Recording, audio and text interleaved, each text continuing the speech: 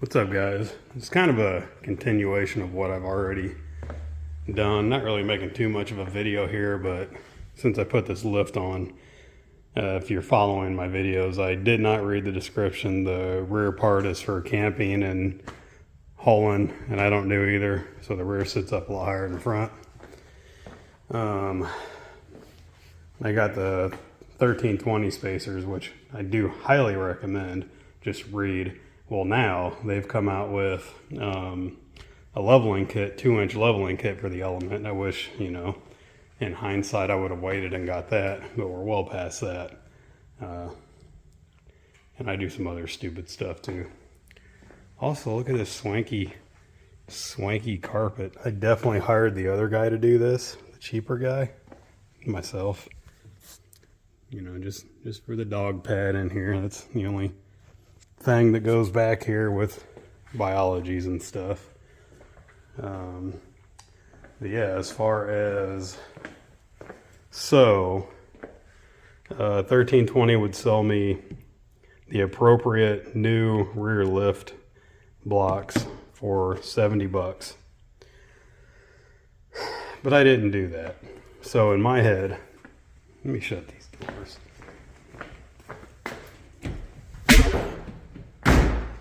Let me get you back a little bit here. I don't know why it just got dark all of a sudden, but so you can see how far forward this tire is. It's not touching, it looks like it is, it's not. And it's 2.5 inches higher than the front, even though it doesn't look like it. These are both 2-inch blocks. So their response was to level this out, it would be a 2-inch in the front and a 1-inch in the back. And if you do the math and all the kind of stuff, in my head, it doesn't work. I think a 1-inch block in the back is actually going to set this lower than the front. I'm pretty sure it would. Especially if you have your seats and full tank of gas in there, for sure.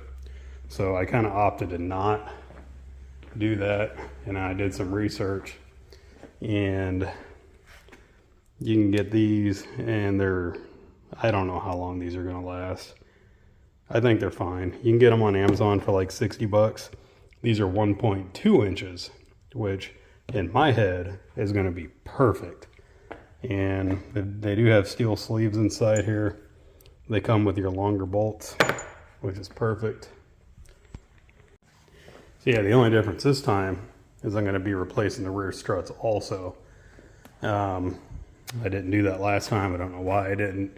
These are so rusty you can almost see through them, and I don't know why. I just don't know. All right. Anyway, so I've done a ton of different struts on the back of Elements. I only buy Chinese stuff. Literally, I'm the cheapest person in the world. I've gone through 4 or 5 different brands, including Detroit Axle for your Chinese struts. I have not used these yet. These are, what are these? Shock Tech or something like that. Shocks Tech. So I'll tell you the reason why. If I can get one of these out of here. The reason why I chose these. There you go. Shock Tech. If you look at this bushing here, this bushing's a thick boy, and it's got an additional seal liner right there on the inside. The problem with Chinese struts on these Elements, they have a very thin bushing here, so over time your bushing will actually sag down, and you're going to lose actually like a 1/2 inch or more ride height because this thing sags out so much. And these are built exactly like OEM, so they're not going to sag at all. I bought both of these on Amazon for like $98, like total. You can't, I don't think you can't lose. Like I said, I've never used these before, but we're going to see. And the only crappy part is you got to knock these studs out to put the longer ones in. Looks like you can't get to them through the bottom. I haven't messed with these yet, but it looks like I'm going to have to unbolt it and take it all apart to get those studs out. I might see if that rubber will kind of push out of the way, but I don't think that's going to be the case. So, yeah. So yeah, turns out you're gonna have to compress this, which I've already done. You think this sucks? It really doesn't, because if you ain't ever been all up into that yet, this does not suck. This is cakewalk. I'll point this thing at my belly and just take it, because all of everything back there, all of it. So yeah, press your spring, take this nut off, washer, pull this garbage off there. That's your little rubber thing, it just fell out. So now you're just gonna go put this on the vise and bang them things out of there. So yeah, pound those out. And then you do have to enlarge your holes in order to get the new ones in. Don't enlarge them too much. All right, got it back together. Take this goofy thing off the top of your strut. Got the studs in, got the spacer in, everything lined back up. Yeah. Spacer did fit a little weird, like you had to kind of like pound it down. Wondering if these studs might be, they move. So, I don't know, it is what it is. I'm sure that won't be a problem at all trying to go in, not at all. All right, I struggled enough and finally got this thing out of there. Obviously the old one. But you can see the difference. And then see how thick that bushing is over there. Same over here.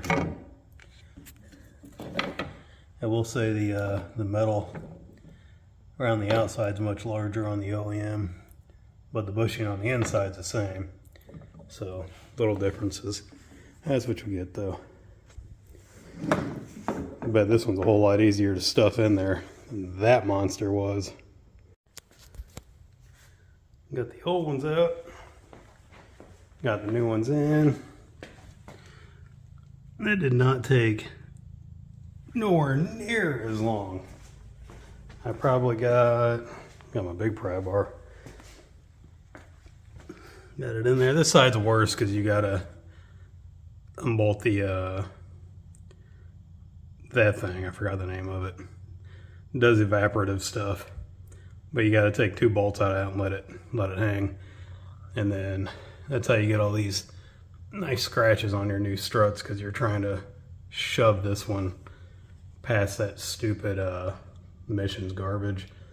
But yeah, it probably, man, I think the last set, it probably took me 8 hours to get these back ones in. I was getting whipped, and these, I think I got both sides done in about 40 minutes. Big difference. Oh, and I also want to point out, I've never ran these struts before. I don't know how they're going to sit. I don't know how they're going to ride. I don't know if they're going to sit lower, they're going to sit higher. I have no idea. All I know is the bushing on the bottom is nice, and I can say the actual coils are very, very slightly thicker than the OEM. So I may get an unwanted lift out of these. Don't know. We'll see. If I end up right where I was, I'm going to be pissed, but I don't think that's possible. So I got everything done. I took it for a drive. You can still see that the back end is up a little bit. I measured it before and after. This is roughly an inch lower than it was. Keep in mind, the struts and springs are brand new, so those will settle. For sure they're going to settle. How much? We have no idea, and how long it's going to take, we have no idea. I wouldn't think that it would take too long for them to settle, maybe a week or 2 of driving.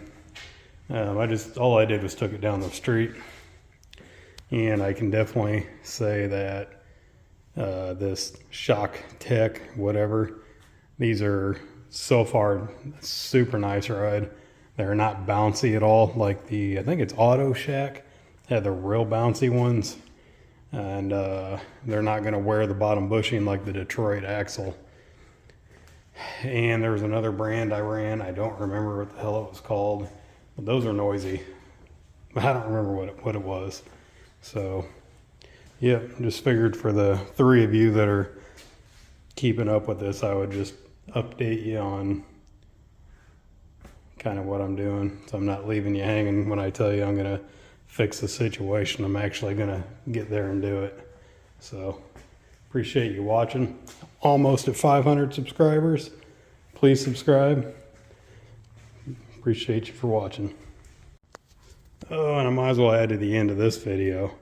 Yes, I know. I still need to do a highway drive for the Megan Racing exhaust on this. I just literally don't have the time. Already out of time today. Like the 20 minutes it's going to take me to find a highway, I just don't have it. I swear I'll get that. I will do it.